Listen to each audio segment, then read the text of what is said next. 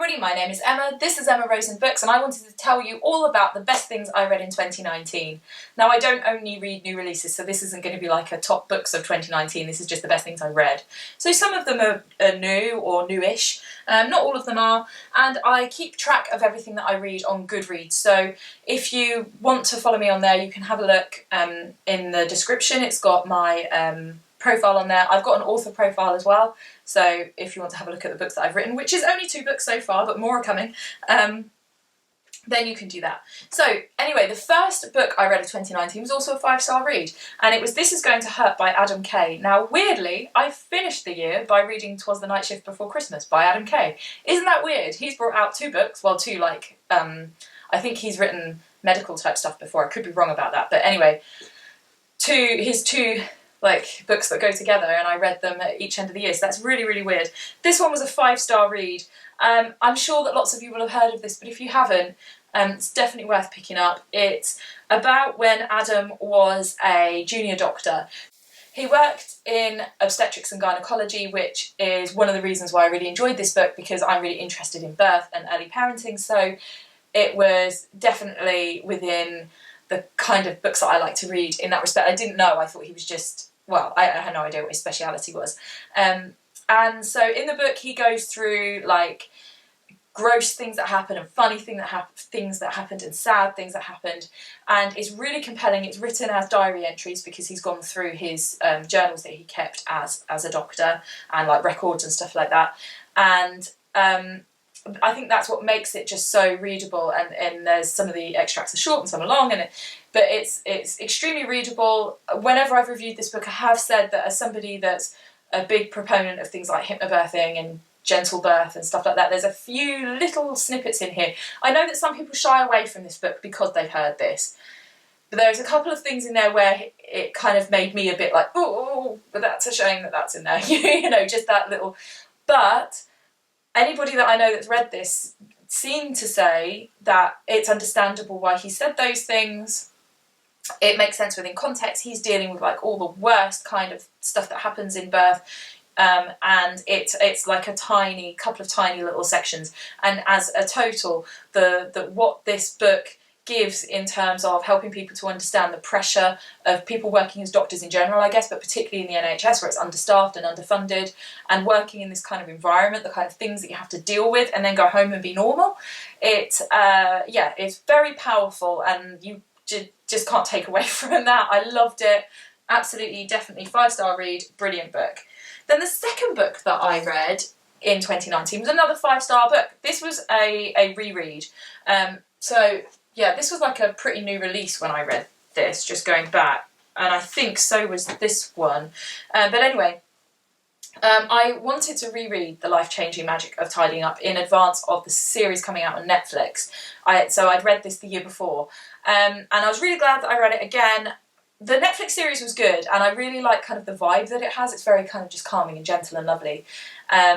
But the book just is so much better. I felt like the series didn't really explain the process and like fully explain the psychology of it. Although you can see people going through it, it just didn't really get in depth with it.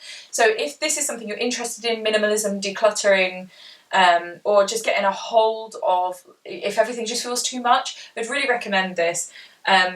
It's really hard to explain, but basically when you start off by clearing out your clothes, and clothes are easy to get rid of. So when you realise that something you wear, it might even be that you wear it a lot, but it doesn't make you feel good, that you get rid of it, and you start to kind of curate what you have and think, okay, what am I going to give space to within my home? What am I going to store? And when I store it, I'm going to store it with love. You know, I'm going to look after things and give them a space.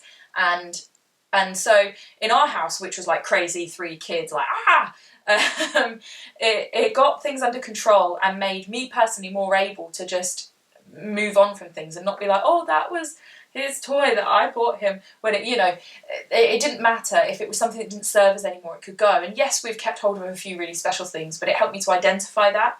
So it helped me to take control of like the things in my life, but that also helps you to address your actual life and make you more able to, say no to things you don't want to do, or let go of stuff that you're doing and you don't want to do, and just be a little bit more I suppose, I can't think of the word, like careful with your time, you know, just like you curate your whole life. And that's the thing that makes it life-changing, is that the mentality that you get from thinking about what you have helps you to think about kind of what you do and how you feel and how you act. And so yeah, I really, really enjoyed this. It's a very, very good book. I think everyone should give it a go. She has a strange writing style, and like when she talks about thanking objects and stuff, I know some people struggle with that and find it a bit weird, but really give it a go. And personally, I really like that kind of stuff. But if you don't, you can get past it, and I just really think everyone should try it, and try it properly, like try the actual method she says, rather than just like pulling a few things out of your wardrobe, because it honestly does work. So then the next 5-star read I had was in February. I don't have it, I think I borrowed it off of my mum, and this is Noughts and Crosses by Mallory Blackman. I'd kind of just not stumbled across Mallory Blackman, and I heard her on Desert Island Discs and was like, why have I not heard of this woman, because she sounds awesome. And I've just not heard of any of her books. I don't know how, because they're super well known. Then I stumbled across Boys Don't Cry, which I read last year, and that was a top read of last year, like 2018. And I really, really enjoyed that. It's a beautiful book. Anyway, so I then wanted to read Noughts and Crosses, which was like her big, huge bestseller, really well-known book. And so I did. I've read the second one in the series as well, and I have the rest downstairs ready to read another day. But Noughts and Crosses is just such a good book. It's so what it does, it plays with your perceptions and your assumptions. So it has a rich family and a poor family, and the mum in the poor family works for the rich family until she is fired, I think. And then the girl of the rich family is in love with the boy from the poor family. The girl is called Seffi. I can't remember off the top of my head what the boy's name is. Anyway, and you kind of are making assumptions during that Seffi is white and the boy, can't remember his name, is black, and that, you know, because culturally, I guess, that's what you expect. And then you start to realise, oh, actually, it's the other way around. And all of the rich people are all black, all of the poorer people are white. And when it's looking at things like people being excluded from school, it's the white people being excluded, not as in expelled, as in like not allowed to join school. Things like all of the politicians are black, and then with only a few white people. In terms of like people fighting for equality, it's the white people fighting for equality.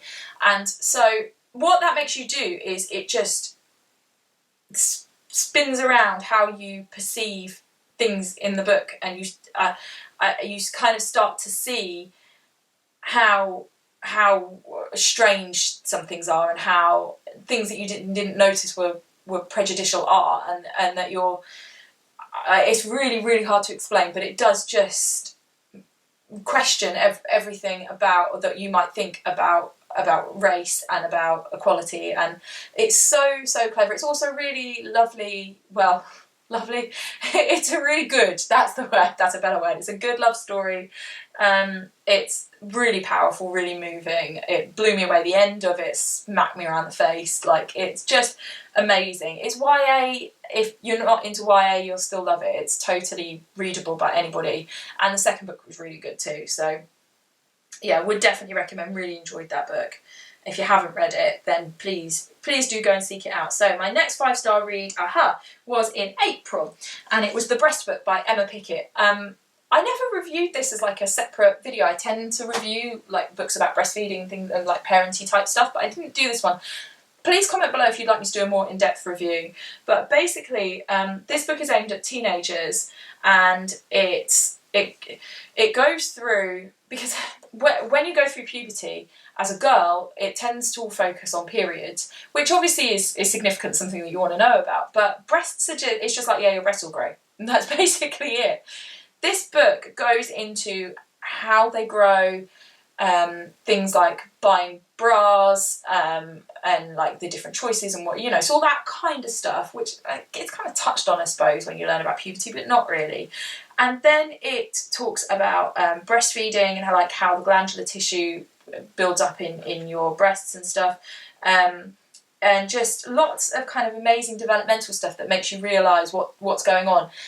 Because it is just crazy that it's just not thought about. And then obviously where my interest is in breastfeeding, that then means that when you come to breastfeed, you haven't had that knowledge at school. So yeah, it just kind of talks about what's going on in your body, why is it going on, why are your breasts changing, what that means, and explaining all of that. And it's just a really fab little book. It even talks a little bit about birth and all sorts of stuff, just all sorts, and even goes into a little bit of kind of social commentary type stuff. It's just brilliant. It's really, really good. So I bought this when it came out. This was a new release this year, and I wanted this to be something that's on my bookcase for my kids if they want to read it.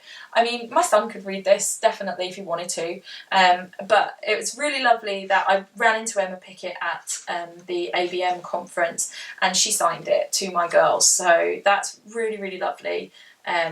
And they were really psyched, and then my 6-year-old wanted to read it, and I was like, yeah, you can read bits, and then she didn't, so anyway. But when she's ready to read that, that is there, and I'm really pleased it is. But yeah, let me know if you would like a more in-depth, slightly less rambly review. I can't get my words in gear today. So then the next book in 2019 that was a 5-star read was in May, and that was Save the Cat Writes a Novel by Jessica Brody. Lots of writerly people talk about this, and I wanted to see what the hype was about. I think my sister-in-law bought me this as a birthday present. I'm pretty sure she did. Anyway, it's a nice floppy one. So this goes through like the structure of like a good story. So in terms of pacing and what needs to happen when, and it's based on the Save the Cat Writes a Film, I don't know what it's called, by, I think it says on the front, by Blake Snyder. Anyway, so that was like the original How to Write a Screenplay. This then applies those same rules to book writing, and so that you can look at the structure of your book. I've used it for the book that I'm writing at the moment, actually, to kind of figure out what needs to happen when. And of course you don't have to stick to it, it's just an idea, but I found it quite useful. And it has like templates in it. It also goes through popular books and explains how they fit that pattern. So, and there's like different categories your book could be in, but really, really useful, worth a read if you are a writer, to see if it's something that you might find useful for structuring your books. I definitely found it useful for planning. So then the next one, my next 5-star read was in June, and that was Why Mothering Matters by Maddie McMahon. Had this just came out? I think it had. There's more new releases in here than I realised. 2018, no, maybe not. So I just picked it up because I wanted to then. I think I heard it being talked about on Sprogcast. Anyway, I really like Maddie McMahon. I've met her, she's lovely. And this book just generally talks about motherhood. It's really hard to explain, but it just kind of talks about why being a mother is important, and the fact that mothers are kind of sidelined in that, you know, you're on maternity leave, you're at home, you can't necessarily function socially very well because kids aren't like you can't go back to the things that you were doing, and you almost feel a bit invisible because your old friends aren't necessarily around, and you end up making kind of mum friends and just doing mum things. And I say just, like I don't mean just, but that mums are important and that should be recognised, and about what you go through. And yeah, it just is really powerful, really beautiful.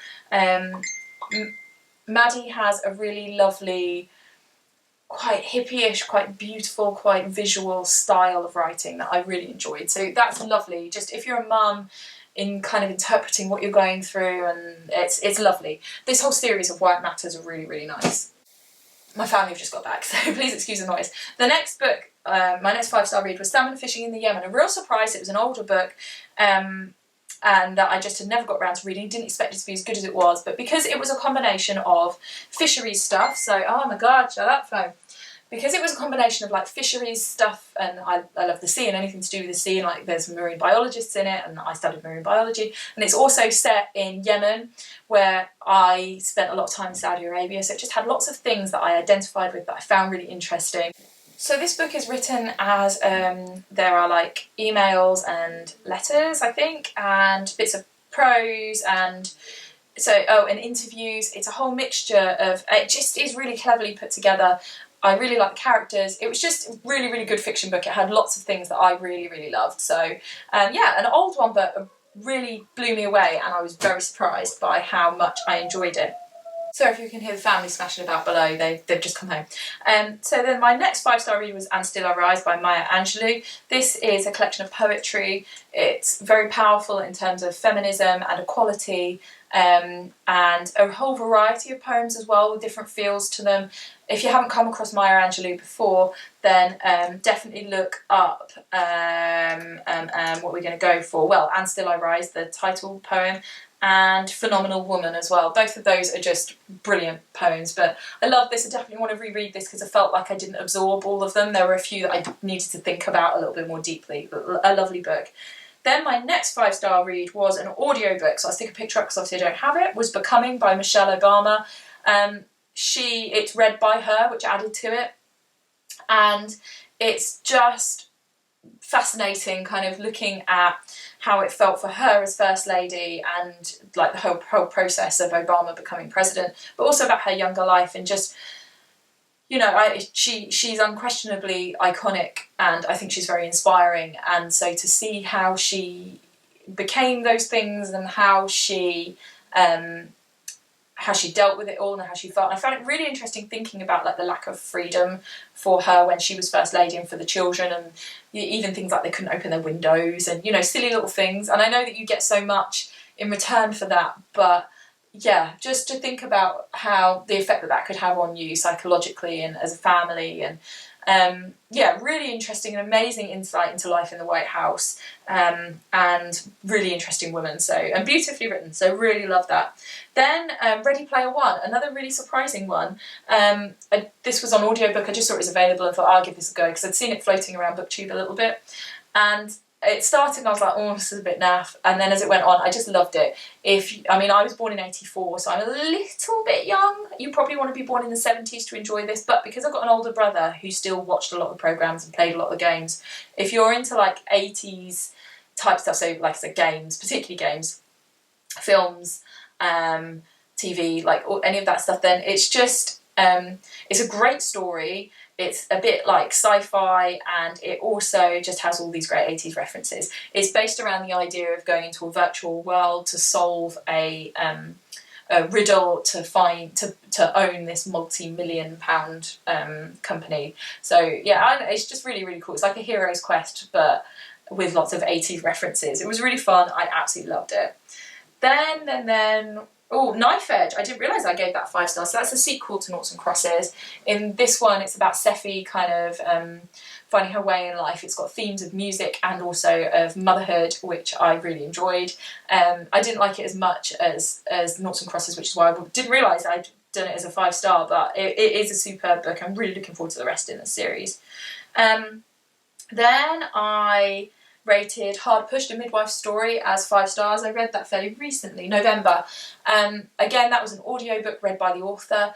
Again, it was like with Adam Kay, it's a view into working within the NHS. She's an NHS midwife, and it's just lots of tales of that, and it again helps you to see that working environment. I like those kind of stories where evidently where you get to see, put yourself in somebody else's shoes, and yeah, again, it shows the pressures, it shows maybe not being able to work in the way that you want, and like to not be able to give the level of care that you want to because you can't, because of having like a high caseload and all that stuff. So yeah, really lovely. It goes through a series of like stories of particular women that she's dealt with, and then cared for, and also little factual snippets to explain different bits of midwifery. Really lovely book. I loved it. Then Informed is Best, which I've done a separate review video for. I don't have a copy of this at the moment because a friend borrowed it, but this book goes through, its subtitle is How to Spot Fake News About Your Pregnancy, Birth and Baby, and it basically goes through how to analyse how the research gets disseminated through to the media and to the healthcare professionals, and who you should trust when people are telling you how they think that you should act when you're pregnant or when you've got a new baby, and when you're making decisions about what you're going to do. So about how research works and how trustworthy it is, and how it gets filtered through, and that maybe some people wouldn't have heard it, or they're still talking about research that isn't current and how to interpret research yourself if you want to look for it. And like thinking about your family and what they might know and why they might have certain standpoints. So really, really good, and not only good for if you're having a baby, but also good if you're studying some kind of social science and you want to look at methodology. It's really an excellent book. Then on audiobook, I listened to A Short History of Nearly Everything, which I've just recently reviewed on my December wrap-up. Basically, it goes through the science of the world, how the world came into being, and then about how like everything works, basically. It's by Bill Bryson. It's an old one, really good one. If you're interested in science, I really recommend it. It just, yeah, very, very good, really well explained, goes through different scientists and how they figured things out, and it's, yeah, really, really interesting. Then I read Why Breastfeeding, Grief and Trauma Matter. Again, I've already talked about this in my December wrap-up, but this goes through why, it's by Amy Brown, this is why it matters if people feel bad about not fulfilling their breastfeeding goals. Does that explain the best way? So if you couldn't breastfeed, or you stopped breastfeeding, or you felt pressured, or you didn't experience what you wanted to experience, and then you end up feeling down, or you have trauma or mental health issues as a result of what happened, that does matter, and that something needs to be done about it, and that people need to be supported and informed about breastfeeding in order to tackle that problem, and supported if things don't go to plan, to understand what happened, and sort of debrief it. It's a really, really lovely little book, and it's put together from research that Amy did over 3 years. Really, really good. Then Girl, Woman, Other, again, just recently reviewed it, which won the Booker Prize. This is by Bernardine Evaristo. This goes through 12 different stories of people that interlink and examines, again, like equality, and also just like stories and feminism and race and all those kind of themes that I really enjoy. And it's beautiful, really, really beautiful, and thought-provoking, and there's a reason it won the Booker. And then that's it. That's all my 5-star reads of 2019. There were a lot, so I'm really pleased about that. I obviously am getting good at picking books that I'll enjoy. Anyway, Happy New Year. New Year will have already gone. I'm actually filming this on New Year's Eve, but Happy New Year. And I hope that you all have a lovely 2020 and that you read lots of lovely books. And I hope that I'll have lots of brilliant books to talk to you about in 2020 this time next year. So yeah, have a good one. Please like this video if you did, and subscribe if you'd like to see more bookish and writerly videos. I'll see you all soon for my next one. Take care.